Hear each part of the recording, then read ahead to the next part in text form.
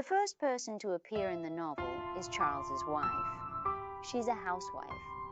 She is also a woman who likes to be arty and meet celebrities. Charles's wife is very keen on reading. When she was young, she lived in the peaceful countryside, but she likes going to the library very much. She likes romantic stories. I also like big cities, in fantasy. She created a small world for herself, and live it. Feel the freedom and richness that the daily world cannot bring to him. So when he got to know the writers, he had a feeling. It was as if he was standing on a big stage, watching the big shots around me come on stage. His life has also expanded as a result. So he didn't just entertain writers, and I like to get to know writers, become good friends. Then this is an important reason why Charles's wife and I met the author of this book. That seems to a writer. Charles's wife is not that simple-minded, a woman without ink in her stomach. She has insight and pride. So she asked others, alas, does this lady have a husband? What was the answer? Yes, he works in the city. He's a stockbroker. Very boring. He doesn't like to talk, have no interest in literature and art. They have a boy. There is one girl who is at school. This is the writer's sporadic understanding of Charles at the beginning. So what was the first impression we got? I am a securities broker. So he must love money. And he's boring. So it's very vulgar. Is this person handsome? Oh, not at all. Then he is a particularly mediocre person. It has nothing to do with literature and art, right? Even his own wife said the same. Said my husband is a typical agent. When the writer asked, hey, we could meet, the lady said, I think she would be annoying to death. Then the writer said, would he bother you too? Wife said, you understand. I happen to be his wife. I love him very much. Then this tone is a smart tone. He seemed to be out of helplessness. But it also allows us to discover and say, oh, the relationship between this couple may be a very ordinary relationship after the 7-year itch. They have no passion, of course, as the story develops. We learned how magical Charles was, but at the moment we all underestimate him. The first time the writer and Charles met was at a banquet. His wife made a statement in advance.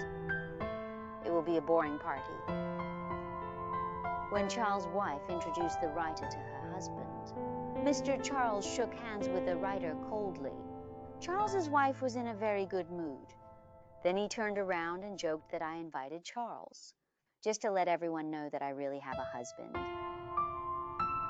Charles heard this. He just smiled politely. He did not speak. That party was really boring. But it wasn't Charles who was boring. It's this kind of banquet on the surface. The Charles couple are an ordinary couple, but the writer's sensitivity and rich imagination will make me think that things are not as simple as they seem, until I heard that Charles left his wife and ran off with someone else. The good part of the story really begins. If you have never read the book, The Moon and Sixpence, you will say with bright eyes, wow. So is this a gossip? What will the melon-eating masses do next?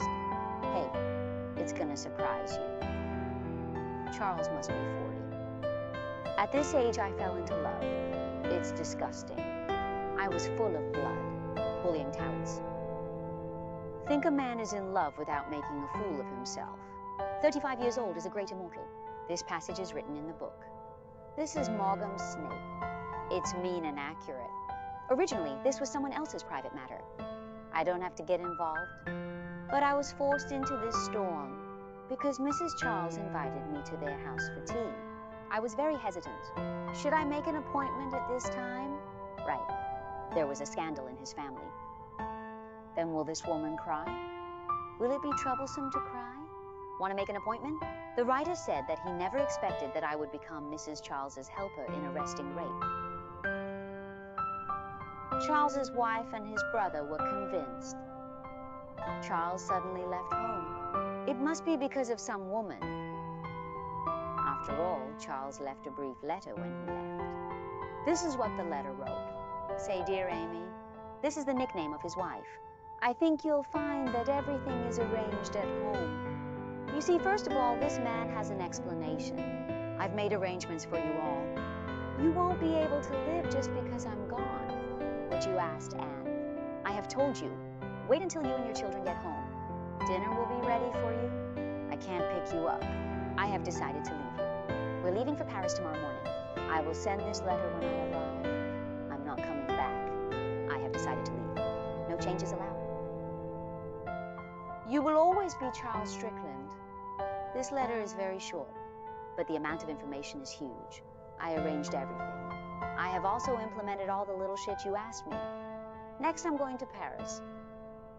I sent this letter to you after I arrived, so you can't stop me. And I won't be stopped by you. No changes allowed. We'll never come back. No matter who does this, it will make people around you unable to accept it, right? 17 years of marriage just went away. At the time, everyone thought this was extremely irresponsible behavior, no matter what anyone thinks. That had not been a day or two. Charles's wife sent a note to the writer. Invite writers to meet at home. What should I do? Charles's wife made a request. He wanted the writer to help him go to Paris to find Charles. What do you want me to do? Said Mrs. Charles. I think it would be better if he didn't know you well. You know he doesn't like my brother very much. He thinks my brother is an idiot. They might get into a fight. Things are not only difficult to handle, it's worse. But if you go, you said you were going on my behalf. He wouldn't refuse to talk to you. Charles's wife shed tears. She cried. In the end, the writer was moved with compassion. She decided to go to Paris to help the lady inquire. See how the crazy man who wants to elope with a woman is doing in Paris? So how will things develop next? We will talk about it next time.